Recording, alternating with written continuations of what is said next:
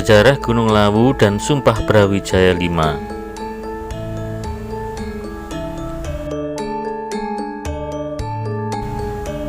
Selama ini Gunung Lawu dikenal sebagai pusat kegiatan spiritual di tanah Jawa dan ada hubungannya dengan tradisi serta budaya keraton. Selain menjadi buruan para pelaku spiritual, Gunung Lawu juga sangat populer di kalangan pendaki gunung.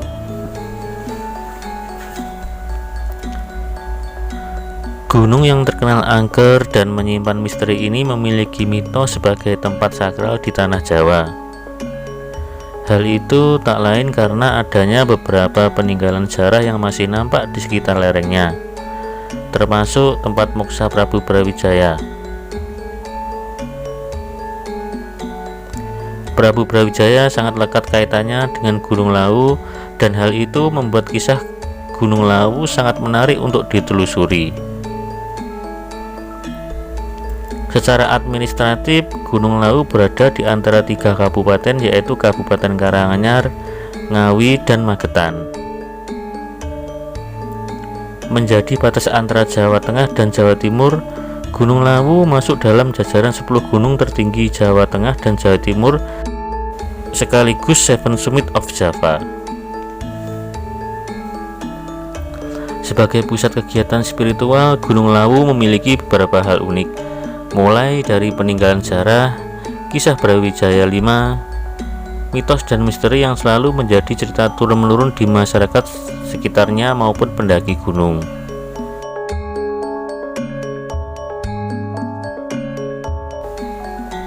Cerita pelarian Prabu Brawijaya V.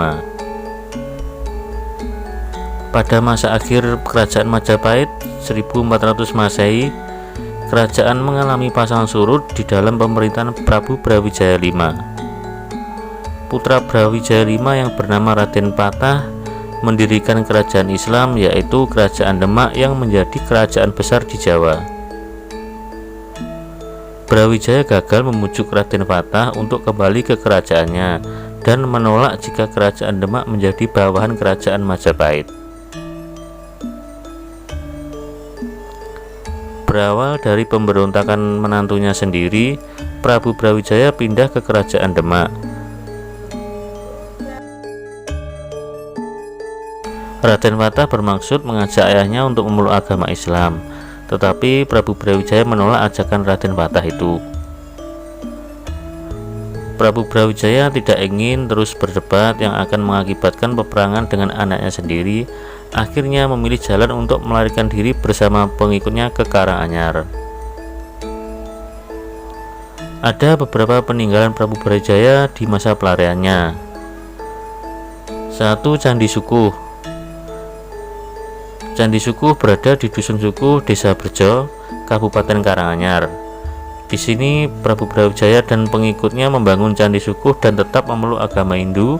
Sebelum candi selesai, pasukan Demak kembali mengejar sang Prabu yang membuat berlari ke timur. 2. Candi Cetho. Candi Cetho berada di Dusun Cetho, Desa Gumeng, Kecamatan Jenawi, Kabupaten Karanganyar. Di sini Prabu Brawijaya membangun Candi Cetho. Di sini dia dikejar pasukan dari Cepu di bawah pimpinan Adipati Cepu yang menaruh dendam lama. Akhirnya Prabu Brawijaya lari ke arah Gunung Lawu. 3. Bulak Peperangan.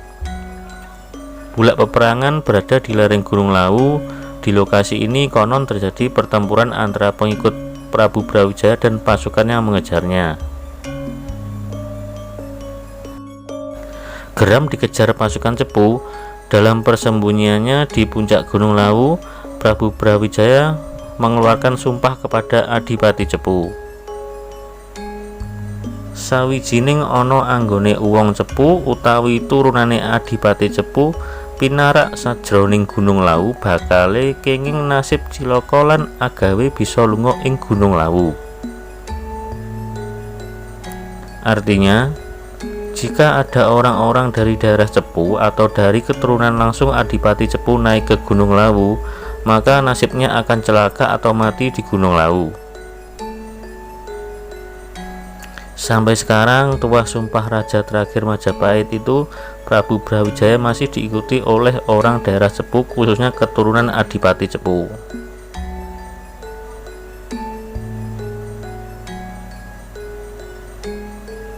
Prabu Brawijaya dalam pertapaannya di puncak Gunung Lawu ditemani oleh abdi dalamnya setianya, yaitu Sabdopalon dan Noyo Genggong. Di sekitar puncak Gunung Lawu ada beberapa tempat yang pernah digunakan oleh Prabu Brawijaya. 1. Sendang Derajat. Mata air ini dulunya adalah tempat pemandian Prabu Brawijaya V. Air ini dipercaya memiliki khasiat menyembuhkan berbagai macam penyakit. 2. Sendang Panguripan. Air ini pernah dimanfaatkan oleh Prabu Brawijaya dan kini dipercaya memiliki kekuatan magic. 3. Sumur Jolotundo. Sumur Jolotundo merupakan gua vertikal sedalam 5 meter yang dipercaya sebagai tempat Prabu Brawijaya V menerima wangsit selama di Gunung Lawu.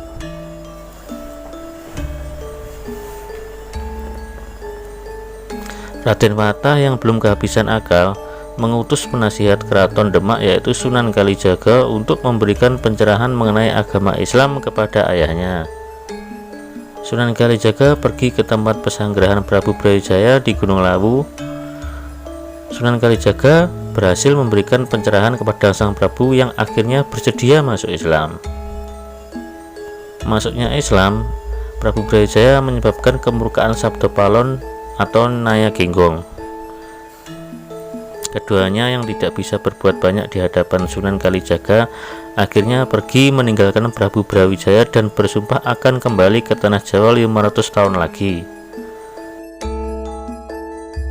Prabu Brawijaya pun menjalani tapa brata hingga akhirnya muksa di salah satu puncak Gunung Lawu, yaitu di Puncak Hargodalem. Sedangkan Puncak Hargodumiling dipercaya menjadi tempat muksa Sabdopalon.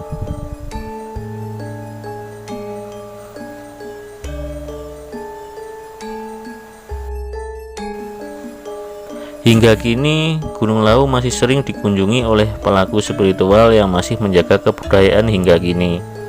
Salah satu kebudayaan yang masih dijalankan sampai saat ini adalah tradisi malam 1 Suro atau 1 Muharram dalam penanggalan Islam. Tradisi memperingati malam 1 Suro di Gunung Lawu telah berlangsung turun-menurun dan selalu dijaga keberadaannya oleh masyarakat sekitar, terutama masyarakat Jawa. Tidak hanya terbuka untuk masyarakat sekitar, panorama alam Gunung Lawu juga memikat para pecinta khususnya pendaki di Pulau Jawa.